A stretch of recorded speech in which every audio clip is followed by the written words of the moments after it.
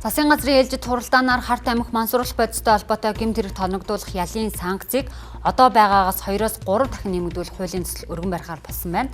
За мөн агаарын хөлгийн түлш нийлүүлэх гэрээг Орос улбаны улстай байгуулах болон оюулгын хэлзээрийн явцын талаар мэдээлэл сонслоо.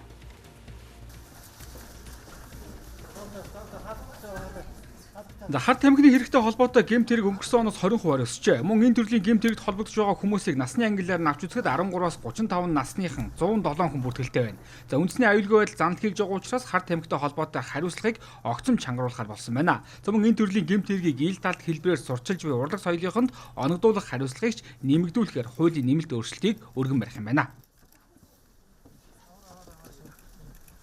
Хүүхдийг энэ мансууруулах донтох хэмэгт уруутгацсан этгээдэд хүлээлгэх хариуцлагыг бол маш чангалгаж байгаа.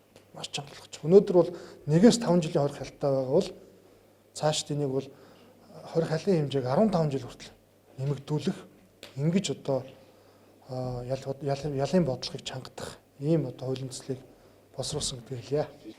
Мөн засгийн газрын өнөөдрийн хуралдаанаар оюутлогын гэрээг сайжруулах хэлэлцээрийн явцыг танилцууллаа. За ерөнхий сайдын зүгээс Монгол улсын хүртэх өгөөжийг 60% түргэх шаардлага тавьсан байна. Мөн зээлийн хүү болон менежментийн зардлыг 2 дахин бууруулах шаардлагуудыг тавьжээ.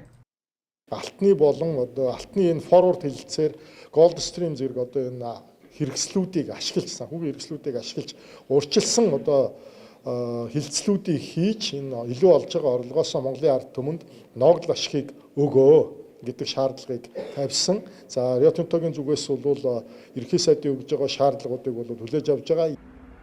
За мөн бензин шатхууны үнийг тогтвортой байлгах хүрээнд Орос улбаны улстай агаарын хөлгийн түлш нийлүүлэх хэлэлцээрийг эцлэн батлах ажлыг үргэлжлүүлэхээр болжээ.